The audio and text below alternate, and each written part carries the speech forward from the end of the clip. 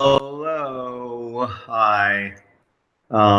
Thanks for joining the Life's Library live stream. I hope I actually am live and that there's just some lag. There is. And look, the quality of the video isn't even that bad. I mostly just wanted to say hi and give you a few updates, answer any questions you might have.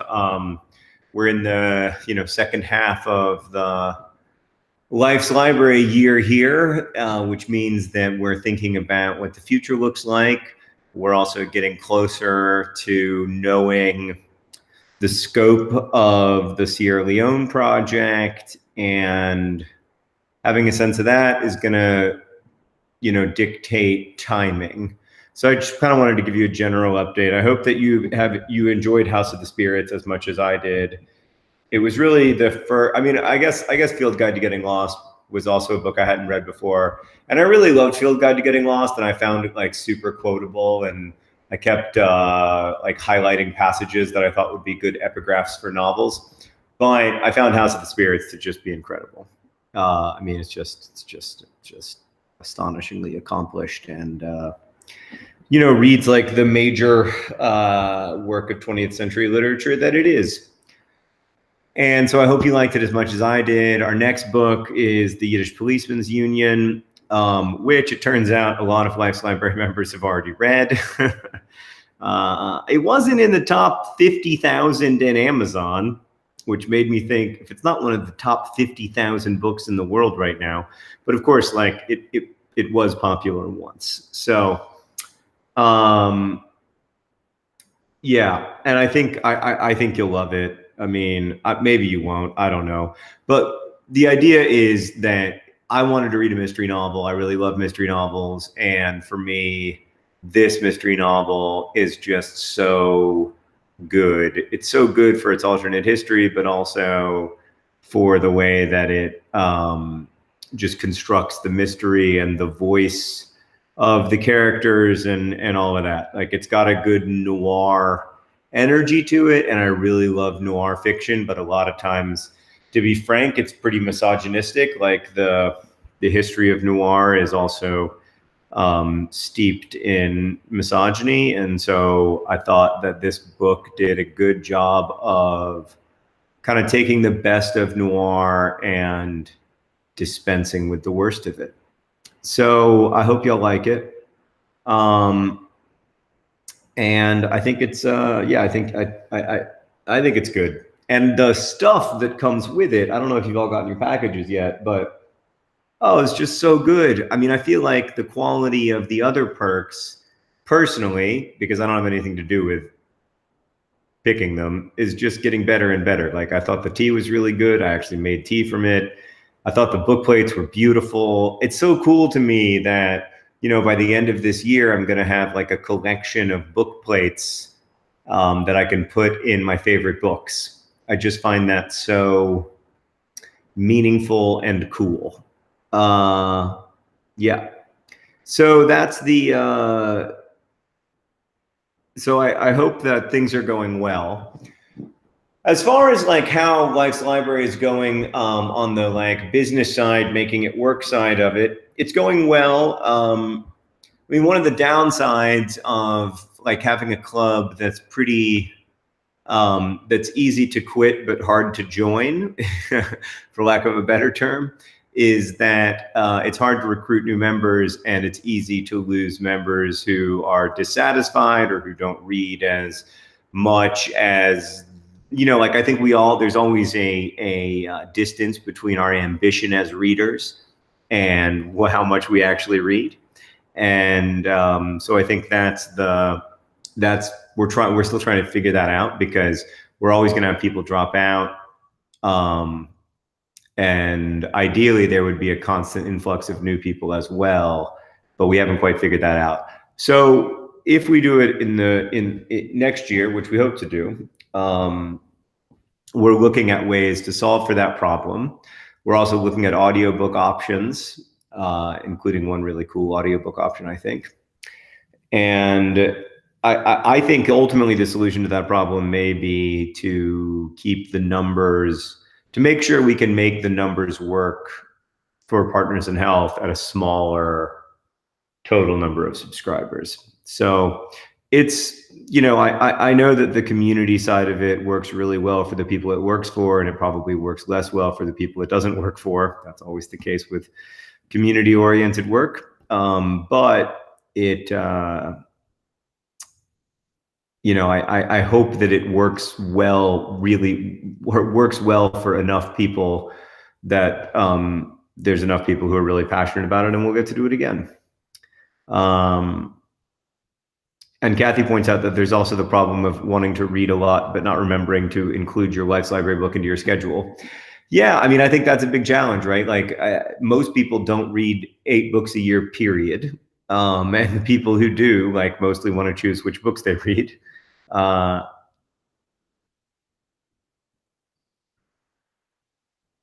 Lisa says, candid feedback. I don't think the perks were good. More stuff, less content.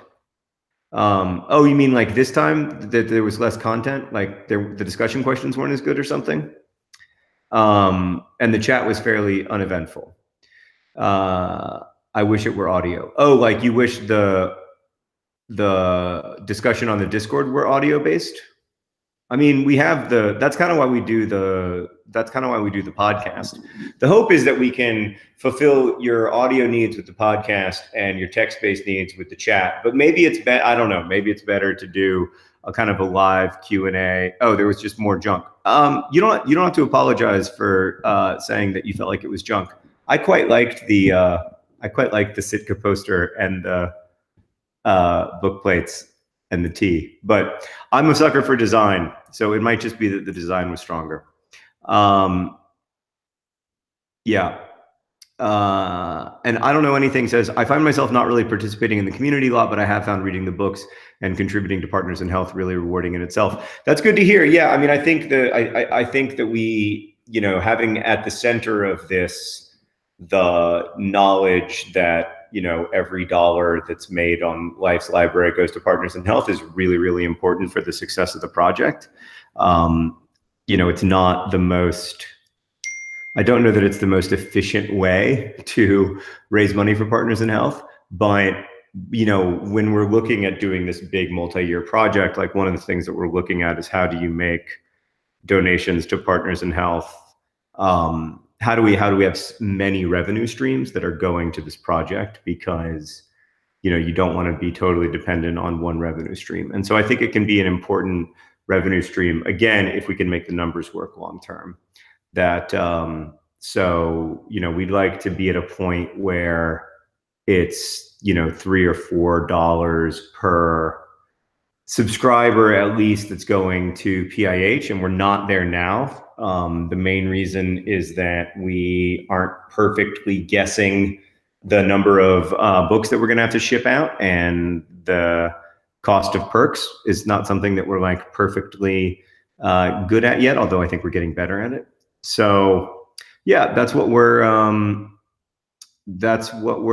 thinking about and working on. Oh, I guess Professor Ader did not get their perks, but that is weird. You should have gotten perks. They're very cute book plates, I think. Yeah, so it's good to hear it's really good to hear candid feedback, by the way. That's super helpful to us, and that's part of the reason that we're trying, I want to be doing this, is to be able to hear directly from as many of you as possible. And also to figure out like what's working about Life's Library and what's not working. But on the PIH front, yeah, so I'll give you a bit of an update. The thing that we're, the thing what's standing between us and talking about this more publicly is that whenever Partners in Health has a big new initiative, they have to go through their board of directors, and they have to make sure that it's going to be sustainable on their end. So when they make a commitment, they try very hard to keep that commitment essentially forever. So that their motto is that long-term problems require long-term solutions. And so that means that if they're going to invest in a community, they need to make sure that they can support that investment over the long term. And I think that's really, really important. It's so common in the world of global health and development to have these 1 or 2 year grants that do a hyper specific thing, like a 1 year grant to provide soccer balls to kids, which is great. It sounds great, especially, right? Like, who would be opposed to kids having soccer balls? Except that if it's just a 1 year grant and there's no support, and there's no way to pump up the soccer balls end up getting sold, and there's, you know, like the soccer balls a lot of times end up getting sold for food or whatever. And Partners in Health takes a much more holistic, long-term, systems-based approach to improving healthcare outcomes for vulnerable people. And that's great, but it also means that they've got to think hard about what is sustainable for them and the scope of the projects that they're going to commit to, so that they can, you know, keep their reputation for, you know, keeping promises. And so I think, so that's what we're waiting on. We're waiting on, you know, to get kind of like, what scope does PIH think is realistic for Kono District in Sierra Leone? So over the next, you know, 5 years, but even after that, like, what is the how much of an investment is realistic, and then where does that investment go? Does it go into, because there's different models for this, right? Like, one model is to build up the community health worker network in a really big way. That's what Last Mile Health is doing in Liberia, for instance.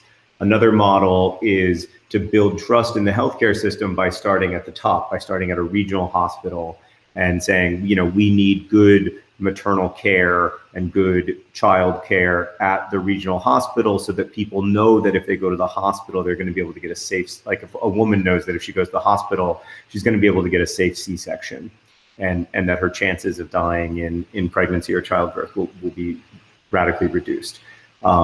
So I think figuring out that, what the model is going to be, and then the size of the model, which is based partly on how much money we're committing personally, but also how much money, you know, we're able to like raise, get commitments from other people, and then how much money we're going to be able to raise from these other revenue sources, Life's Library, DFTBA. There are a few other places that we're transitioning money, you know, that currently goes into our company or goes to us to go to Partners in Health, and then talking to people who are in a position to give lots of money to something like this. Yeah, I should do a little bit of like a backtrack for those of you who weren't here for the last video chat, which is that, so right now the money that Life's Library raises goes to Partners in Health Sierra Leone, which is doing amazing work with very limited resources, helping to support community health workers and nurses and doctors.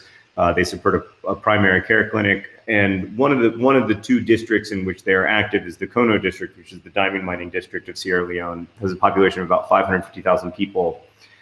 And it has a very, very weak healthcare system. So 1 in 17 women in Sierra Leone die in childbirth, which is just, I mean, it's of course it's unconscionable, but it's also much higher, much higher than it needs to be. And the reason that maternal mortality is so high is that most of the primary healthcare centers in the country are just completely inadequate. They don't have electricity, they don't have running water. That means that a lot of times nurses and midwives have to deliver babies by iPhone flashlight. It also means that there's not, you know, it's very difficult to have like, you know, good antiseptic practices without running water. But also like they're inadequate on every level. They're understaffed. They don't have adequate stuff. There's no, you know, the primary care clinic that we visited doesn't have any antibiotics for adults. The medication that they do have is in a sweltering hot room because there's no electricity, so there's no air conditioning. And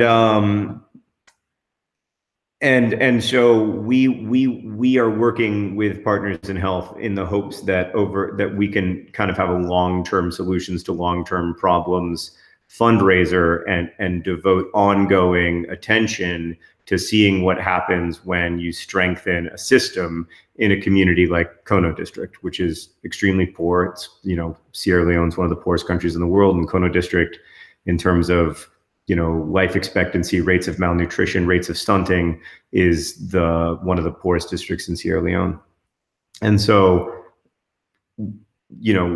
is it possible? And we strongly believe that it is, because Sarah and I have seen the healthcare workers who are there already and who are so deeply committed and who are working with incredibly limited resources. What can be done to strengthen a healthcare system by making a long-term investment in it, and what can be the results of that? So we know, for instance, that when moms don't die, their kids are more likely to go to school, their kids are more likely to stay in school, they're less likely to be stunted, they're less likely to die of malnutrition, they're less likely to die of diarrhea. And so we think this can have, a huge transformative impact. And that's why over the last year and a half, Hank and I have been working on this for about a year and a half. Over the last year and a half, we've been trying to put together as much money as we can, and B, trying to figure out how are we going to what are some strategies for bridging the empathy gap between people who live in rich countries and people who live in poor ones. And so that's the focus of the project right now. And that's the work that you're supporting. But we haven't talked about it publicly because we still don't know the scope of it. We don't know, we've made a commitment about how much we definitely can raise, how much we can give for ourselves, and then how much we think we can raise based on past, how DFTBA has done in the past and how we think Life's Library can do over the next few years and stuff like that. So that's where we are. I want to go and read back. Egg and Toast says, I've never tried to use the Discord. I'm scared I won't have anything good to say, and I don't really know anyone else in it. You just got to go. I can't encourage you enough to just get in there and give it a try. You have good things to say. Your voice is important and interesting. Somebody says that their shelf is quiet and they don't know how to join a more active one. I think the best thing to do in that situation is to talk to a mod. I also think that we need to think about what shelves are active enough and what shelves aren't active enough. Melody asks, how fast did the desk swords go out? In our podcast here, Hank and John, I sold a bunch of letter openers for an exorbitantly high price to raise. I think we raised $8,000 for Partners in Health, which is a good deal. I'd do that any day. I'll sign letter openers all day for $8,000 to Partners in Health. They went fast. They went in less than a day. So maybe I should have bought more, but I could actually, when I tried to buy more than, I can't remember if I bought 80. I think I bought 80. I couldn't buy more than 80. Amazon got suspicious of my purchase. And who can blame them? Yeah, so let's see. Some people are asking about how do they get books from past Life's Libraries if they join later in the year. You can actually go to dftba.com and get any of the old books along with the perks right now. So we have some books left over in the warehouse, and you can find more about that at dftba.com. Which specific place on dftba.com, I don't know. I also noticed that when I move my body in and out, it makes the light change in uncomfortable ways. Yeah, okay. Okay.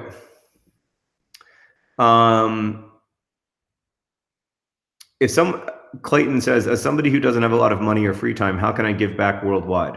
It's a great question. So I actually think the most important thing is our attention, and whether or not we are aware of the big challenges that are faced by people who are living in absolute poverty, and whether or not we pay attention to those problems. So, for example, you probably didn't personally donate to rebuild Notre Dame, but you probably did pay attention to the burning of Notre Dame. And I think it was because we were all paying attention that, as a global community, we were able to raise so much money to rebuild Notre Dame. I think that when we pay attention to things, it changes the way that the world works. I really believe that. And so I think if you, it doesn't have to, I mean, obviously, Hank and I are primarily, concerned, we've chosen Sierra Leone, but there are lots of places that demand our attention. So I think if you read about the challenges faced by people living in absolute poverty, if you find ways to try to listen to those voices, which is not easy because, for one thing, like, they are marginalized, like we have created an inside that does not include most people who are living in absolute poverty, that forces them into an outside. Like, we've created that on the internet, where we very rarely hear from voices of the 800 million or 600 million people who live in absolute poverty. But we've also done it just as a result of the way that we've organized our social orders. And so I think paying attention to that, trying to why is it that I know so much about Brexit and so little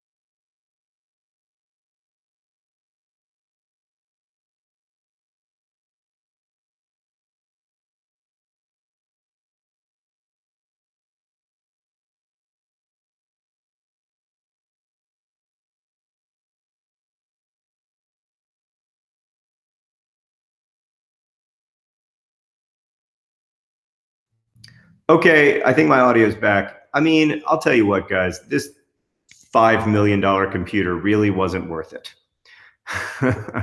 Sorry. Right. So I was talking about Melinda Gates, but none of you could hear me. So I'll say what I just said. I'm sorry. That's amateur hour. Thank you, Nikki, for letting me know that you couldn't hear me. I was scrolling up in chat, which I should never do. So, right. What I was going to say is that Melinda Gates talks about Partners in Health in her new book. And I think one of the things and the Gateses have given a lot of money to Partners in Health. And I think one of the things that the Gateses are really good at, the Gates Foundation is really good at, is paying attention to data instead of narrative. And building out systems is just not that narratively compelling to people because we love a story, like we love the idea of building a building. We love the idea of doing things that are easily tangible and easily quantifiable. And sometimes the work of building out systems is not, isn't that. But it is really effective, and we know that it's really effective, and we've seen we've seen how effective it can be from Peru to Rwanda, to the United States, to the United Kingdom, frankly. So yeah, but what I was saying before that is that we should pay attention if we pay attention to the news stories that are coming out of communities where absolute poverty is high, then I think we actually can go a long way toward demanding that the global community pay more attention to those people. Okay, I'm gonna scroll up and answer some of your questions. I'm very sorry about that. It's amateur hour. I'm usually better than that. Yeah. But oh, right. I was gonna say the reason we can't do Melinda Gates's book is that it's in hardcover, which is not because it's expensive, although it is expensive. It's because it is heavy, and Life's Library cannot be financially sustainable unless all packages weigh less than 1 pound. So that is a weird fact. I mean, the absolute insanity of shipping in the US especially, but really around the world, is truly mind-boggling. And I think we've all been trained by Amazon to think that shipping is free or inexpensive, when in fact, like, shipping is 30 or 40% of the cost of anything that you buy on the internet, including everything you buy from Amazon. And the way that shipping works is so batshit crazy, and I apologize for cursing. It's the only thing I'll curse about. It costs more money to ship a package from Indianapolis to Indianapolis than it costs to ship a package from Indianapolis to Taiwan. That is bonkers. It makes no sense. The shipping is the most, like, the deeper you dig into the way that shipping works, the crazier it is. It is bonkers. There is a secret cabal that sets international shipping rates. It is bonkers. I mean, it's crazy. Yeah. So anyway, that's why we got to ship paperbacks, because we ain't got the money. Can we create interesting stories and narrative from systems? Yes, yes, I think we can. And I mean, this is something Hank and I have thought a lot about in the last year and a half. I think that we have to focus on the stories of people. Most of us, I mean, all of us, well, I'm not sure. Is this true? Have all of us? I think all of us were born, right? Yeah. I'm just gonna, I mean, I guess there could be some bots here. All of us were born. All of us, and all of us know, and all of us understand the fact, all of us understand the centrality of pregnancy and childbirth to human life. And I think one of the things that really is hard for me to wrap my head around is that the same percentage of people who in the United States are going to die of stroke are going to die of childbirth in Sierra Leone. I think if you focus on the stories of those moms who have to live every day with the knowledge that getting pregnant can be fatal, and frequently is fatal. And, most women in Sierra Leone know and love someone who died in childbirth, family members or friends. I think if you focus on those stories and you focus on reducing, I think you have to take a long-term view, right? Like, this is something that we're making the investment now so that in 5 years we can tell the story. We can't tell the story now because the story is still happening. But in 5 years, I think we'll be able to tell the story that maternal mortality has been reduced for at a cost that is so small relative to the size of the population. So we're talking about $10 or $11 per person in Kono district per year spent to make the healthcare system in the district good, like to take it from totally unacceptable to good, not perfect, but good. And that's obviously not all of the money that will be involved, because the Ministry of Health in Sierra Leone is committed to spending a lot of money on this as well, and making a big push toward, especially around maternal and child health, infant health especially. And so, it's not like this is the only money. I think one of the great things about Partners in Health is that it really is partners in health. It's, it really is focused on partnerships. But that's how much is going to need to come from PIH, and we want to provide as much of that as possible. And it's nothing. I mean, it's a lot of money. It's certainly more money than we have. we can't do it by ourselves. But relative to like the cost of the U.S. healthcare system, where we spend, I don't know, $40,000 or $50,000 per person per year, something crazy like that. Yeah. It's good. All right. So I want to answer some of your questions before I go. Is there any other way we can volunteer or help with this project? Not right now. I mean, I think we're going to ask people to give $4 or $5 a month, if they can. Those of you who are in a position to be able to give $4 or $5 a month, one Starbucks order a month, because if we could get, not only because that it'll add up to a lot of money, but also because it will focus people's attention. If there are 5,000 or 10,000 donors giving $4 or $5 a month, that's 5,000 or 10,000 people who are paying attention to this problem and who are literally invested in it. And we know that some people won't be able to give, and we understand that, but that will be the ask. Yeah. Okay. Let me answer some questions. Can we get mini essay prompts for the books? I kind of thought that's what the discussion questions were. But maybe we could think more about doing that in a different way so that they feel more like mini essay prompts. I'm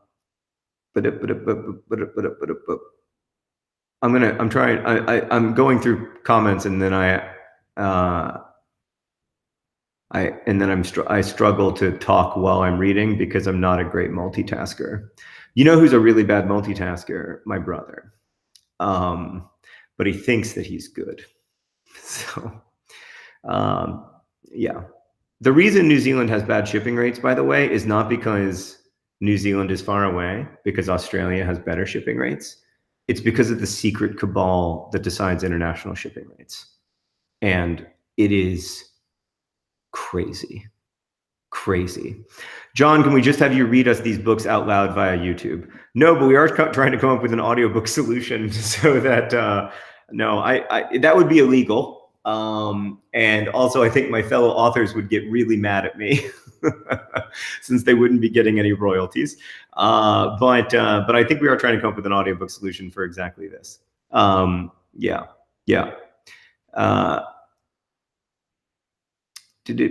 All right, I'm gonna answer a few more questions, and then I've got to go because it is my best friend's birthday. He's so old.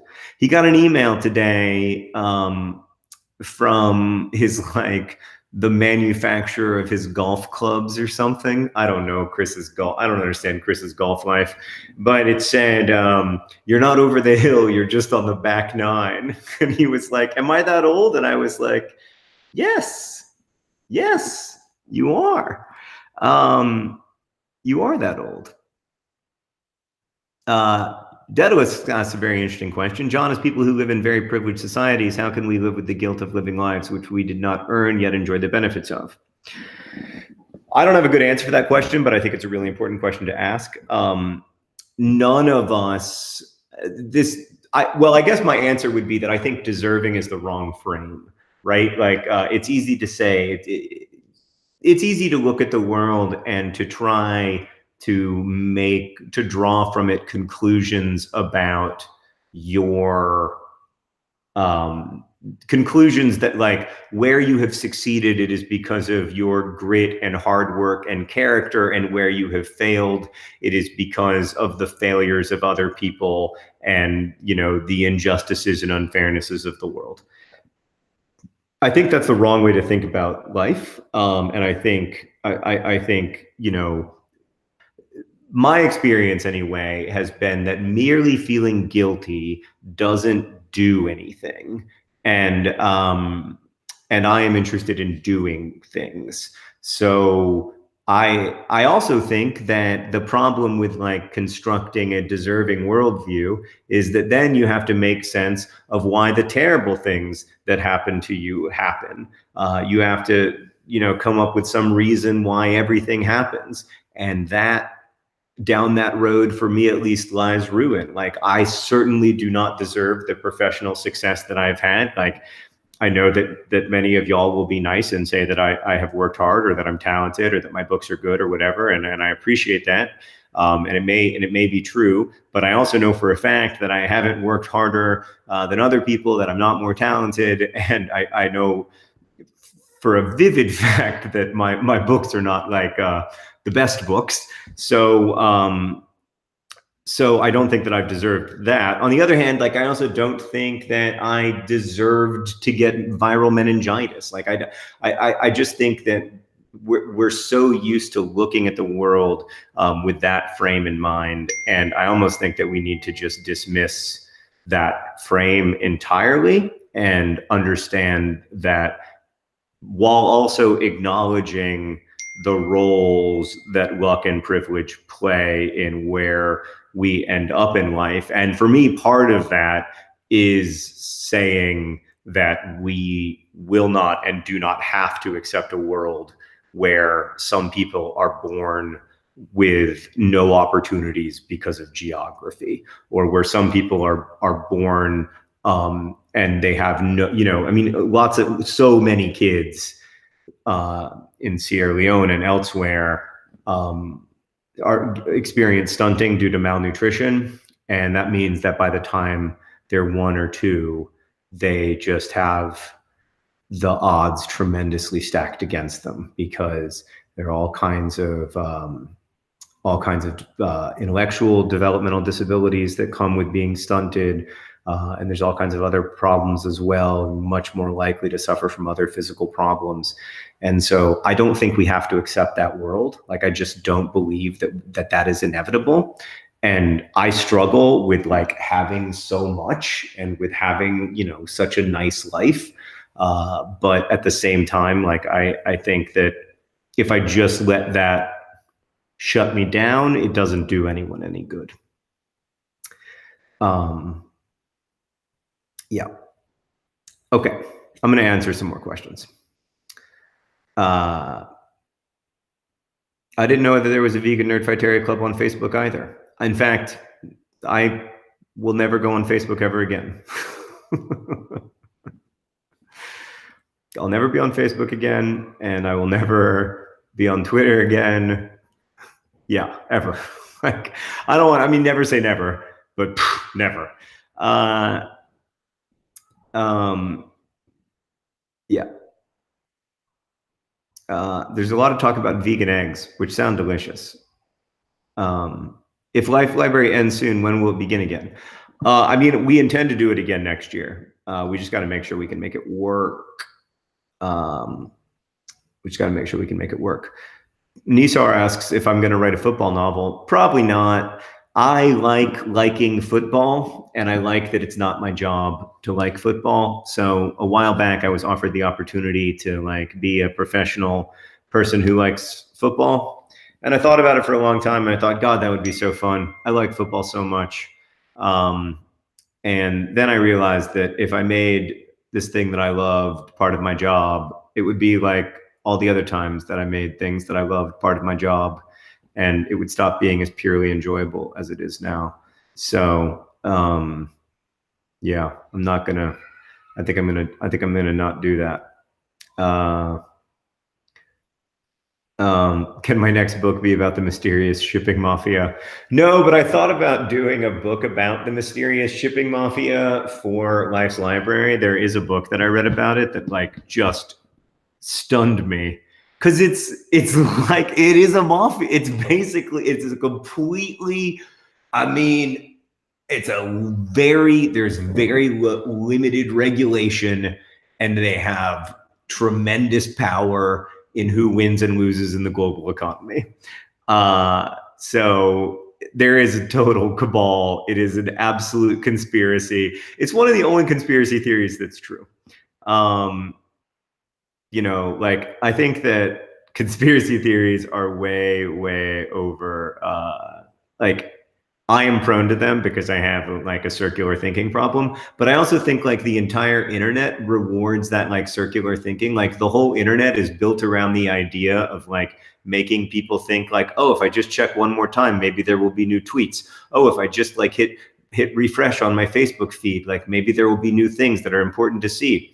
And yeah, that circular thinking is in and of itself extremely conspiratorial. Like it lends itself to like finding more data that you can connect dots to that like might not be significant, but there's not enough countervailing information to discourage you from like going deeper and deeper down the rabbit hole. And I almost feel like the obsessive thinking problem that I've had since I was a child is one that like the internet as a whole is developing, which is my personal conspiracy theory. John, do you still collect stickers? Nah, no. I mean, book plates. I really do love book plates. Yeah. How will you cast your next movie if you can't scope talent on Twitter?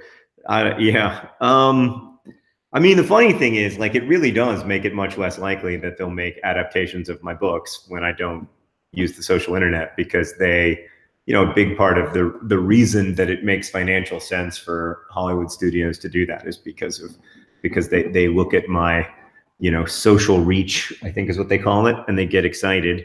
But that's not a good reason, I think, to participate in a system that's destructive to me personally, and that I also think is probably destructive to the social order. When did I say I was never going back to Twitter? I haven't, but I'm just not going back. I may make a video about it, but I just don't want to. And also, I think Twitter is fine without me. Like, I've been on Twitter a few times since in the last like 6 or 7 months or whatever. And when I was on Twitter, the thing that I wasn't thinking was, this place needs another voice, needs a voice of a 41-year-old white guy. That's what this space is missing. Like, it just doesn't, it's just not, yeah, I don't know. It's not good for me. What are your thoughts on esports? Dan, thank you for asking what my thoughts are on esports. Cool. Dan, man, I didn't get esports at all. Like, I still like, I like watching Fortnite. I like watching very good Fortnite players play Fortnite. But I don't get like competitive Fortnite really. Just, it's like too good and fast for me, for my brain to even understand what's going on, let alone be able to like relate to it. But I've been using Zwift. Do y'all know what Zwift is? It's like a massive multiplayer online game, but you play it by cycling, by like, you know, you hook your bike up to like a trainer, a stationary trainer, and then you bike, and just but the people you're biking with are real people, and you can like draft off of them. And when you're climbing hills, it gets much harder. And when you're going downhill, it gets much easier, and it feels so real. And there are professional Zwifters. I don't know how much y'all know about this world, but I have become pretty into the professional Zwift scene. Oh, Allison says, I need that for running. Good news, Allison. There is a Zwift for running. In fact, when I am Zwifting on my bike, I often see people running Zwift. Zwift. I don't know if you can Zwift running. I think you have to get either a special treadmill or you like wear, I don't know how it works, a pedometer. I don't know how it works, but the biking it's incredibly good. It's game changing. I am going to be doing, yeah. So some people are asking me about my own gaming life.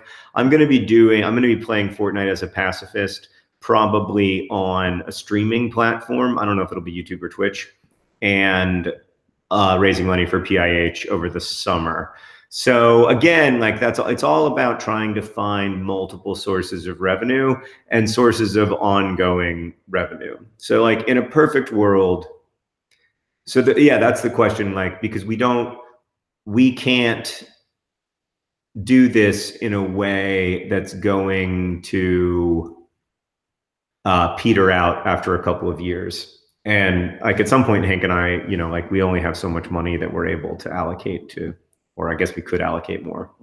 We only have so much money that we're willing to allocate to philanthropy is the proper phrasing.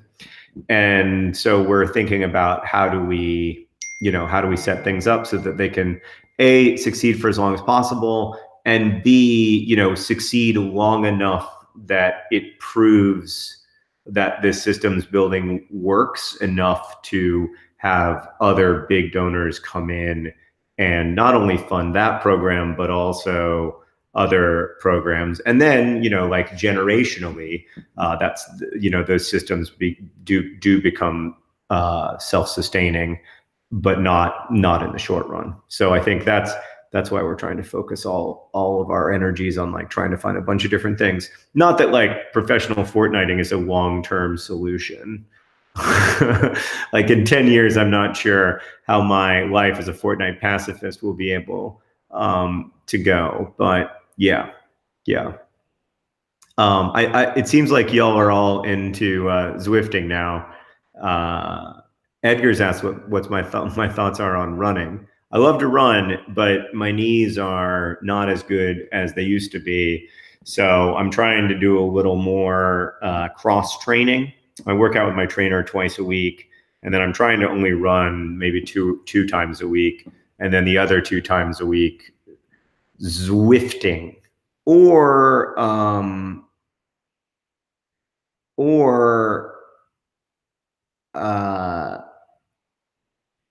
do 2-a-days. I've been doing some 2-a-days because I like Zwifting so much. It's Radish Time, who I didn't know was here, says, if I ever like make it in my career, I will quit Twitter so fast. Right. Yeah. Like that's the other thing, is that being able to quit Twitter is it is a privilege. I just saw an author speak, and he was bragging about quitting Twitter. I'm not going to name him just in case this story would embarrass him, but he was bragging about quitting Twitter. And then someone in the audience asked, I thought, a really good question, which was like, what about those of us who can't quit Twitter because we're trying to build an audience, or we're trying to scrape together, a creative career, and Twitter is part of that. And that's part of how you like advertise your work. It's part of how you share your work. It's part of how you build an audience.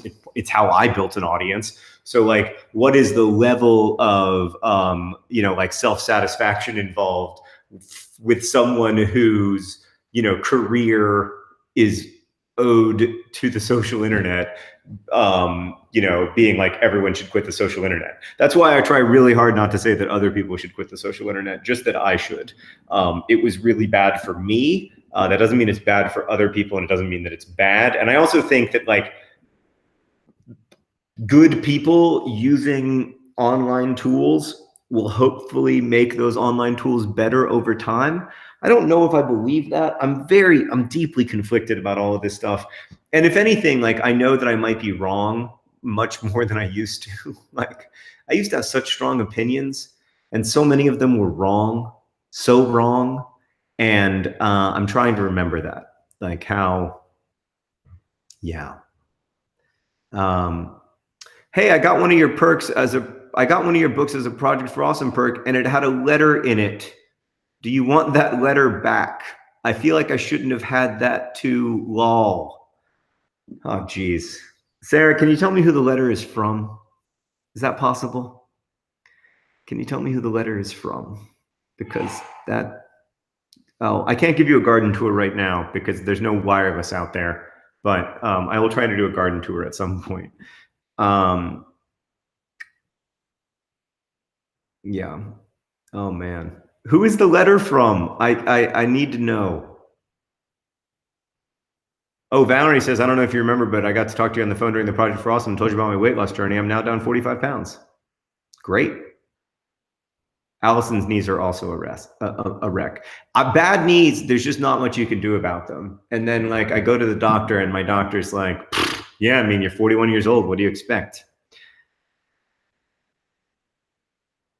Okay. I think I'm trying to find out what this letter is about. It's very important. Who wrote the letter? Who wrote the letter? John, scroll down faster, shaking my head. I scroll down. Can you not hear me anymore? You can still hear me, right? Yeah. Did somebody say who wrote the letter and I just haven't seen it? Who wrote this letter? Did Sarah leave and not answer the question about the letter? I mean, like, is it from like my college girlfriend? Is it from my wife? Is it like, there's a lot of different places that it's from. Shirley. Oh, everybody says Shirley. I thought that was some kind of inside joke, y'all. I didn't realize. Shirley who? Now I feel weird. Who's Shirley? Who's Shirley? Oh God. What if Shirley's in the chat and Shirley's like devastated that I don't remember who they are? Is it a typed letter? It's a typed letter from Shirley. Oh God. Who is Shirley? Does this person appear to know me, Sarah?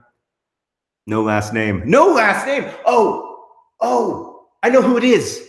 Oh, thank God I know who it is. I think. Does it appear to be from a bookstore owner or a bookseller? Oh, please God, let me know who this person is. I'm going to feel so relieved. I'm going to feel so relieved if I know who they are. Because like my brain was like in college and it was like cycling through every single person I met in college. And I was like, I don't think I knew a Shirley. Oh, wow. For a second, I was really stressed out. But hopefully, I mean, I assume you've read the letter, right? Like there's no way there's no way I could have resisted the urge to read the letter. Yes, probably. Okay, thank God. I know who Shirley is. And she's great, but you can keep the letter. Oh, wow. Okay. Whew. All right. Yeah. Okay. Thankfully. Because I knew someone in college named Shelly, and I was like, is it Shelly? But no, like Shelley's name is not Shirley.